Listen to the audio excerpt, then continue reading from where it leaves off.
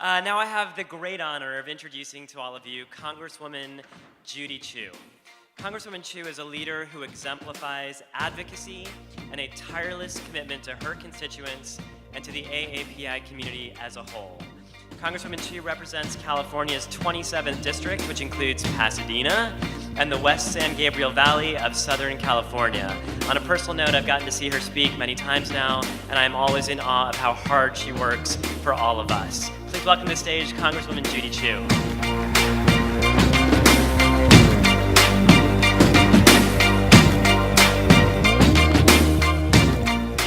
Well, I am thrilled to be here today with the White House Initiative on Asian Americans and Pacific Islanders as part of your Act to Change campaign to end bullying.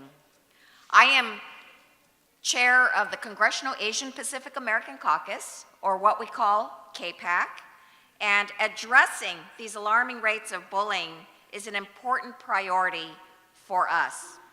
And in fact, our very own Congress member, the Chair Emeritus of CAPAC, Mike Honda, is the founder and the chair of the Congressional Anti-Bullying Caucus. How about that? Now, I'm proud to be here today with so many distinguished Asian American and Pacific Islander community leaders and performers that are raising awareness of this issue and taking action to prevent bullying. And we have to.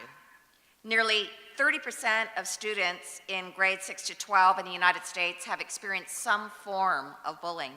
And for Asian and Pacific Islander students, the impact of bullying often includes cultural and linguistic components that range from one's immigration status to English language proficiency or even religious garb, as is often the case with American Muslim and Sikh youth.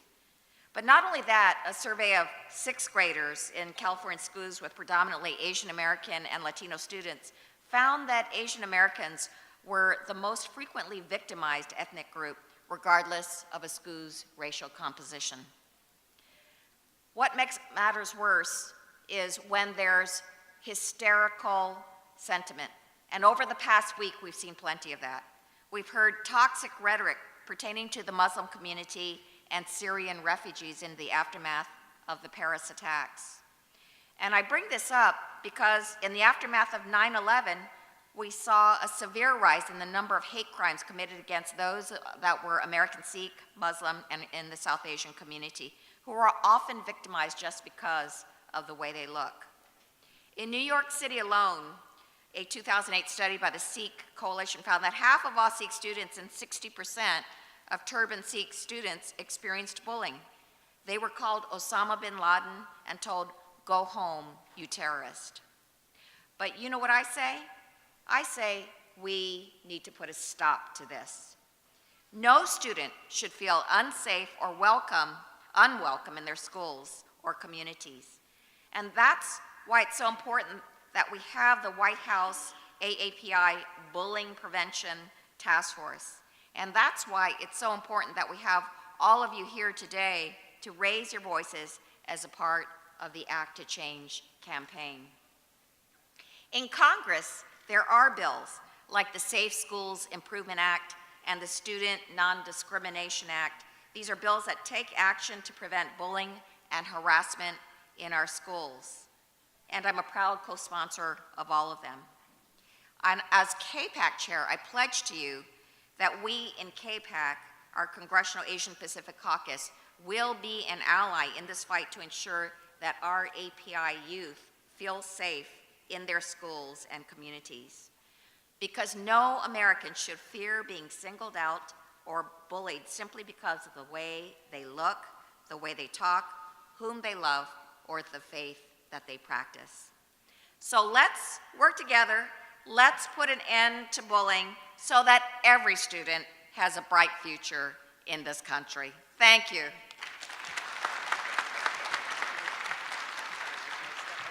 Thank you. Thank you so much, Congresswoman Chu, and I think we can all feel very lucky that we have someone like Congresswoman Chu in Congress supporting campaigns like ours and really working to put an end towards bullying in our communities. One of the things that I feel like I've heard a lot of today and seen a lot of today is with people like Congresswoman Chu and Dr. Vivek Murthy and all the people on our panelists, on our panel, is a sense of breaking through barriers and being at a place against all odds. And as an actor, someone that I look up to a lot, someone who's broken through a lot of stereotypes and broken a lot of barriers, is George Takei. Oh my. And we were very lucky that George Takei also did a video in support of the Act to Change campaign, and I want to play that for you now. I'm George Takei, and when I was a child, my family and I were taken from our home in Los Angeles and placed in prison camps for 4 years, simply because we happened to look like the people who bombed Pearl Harbor. I spent most of my childhood inside barbed wire fences with machine guns pointed at us. We were seen as the enemy, even though most of the 120,000 people incarcerated were American citizens.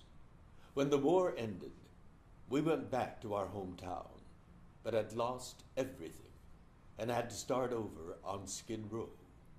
That was even worse than conditions inside the camps.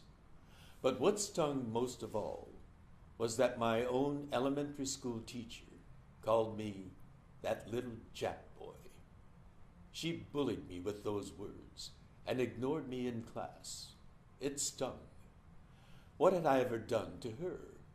Today I understand that she may have harbored deep resentment and bigotry toward me because of my race, and I forgive her for her terrible words and inability to be a positive role model.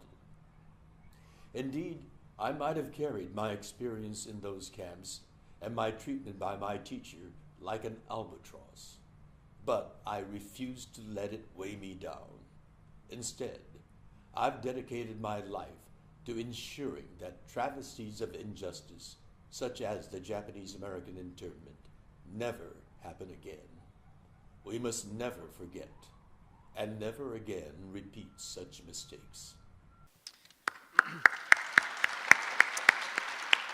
A lot of what George Takei talks about with the internment camps is something that you can actually get a firsthand look at and experience it here at the Japanese American National Museum. So make sure you check it out before you leave today. And George is huge on social media.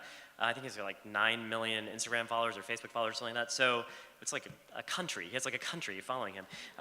So before we move on to our next thing, I just want to remind you that please use the hashtag #ActToChange on Twitter, on Facebook, on Instagram, on Periscope, on Snapchat. I don't know, what else do you guys use? I don't even know. But please use it out there, because even though you're here in the audience today, it's key that we get the message out to people all over this country. All right, we have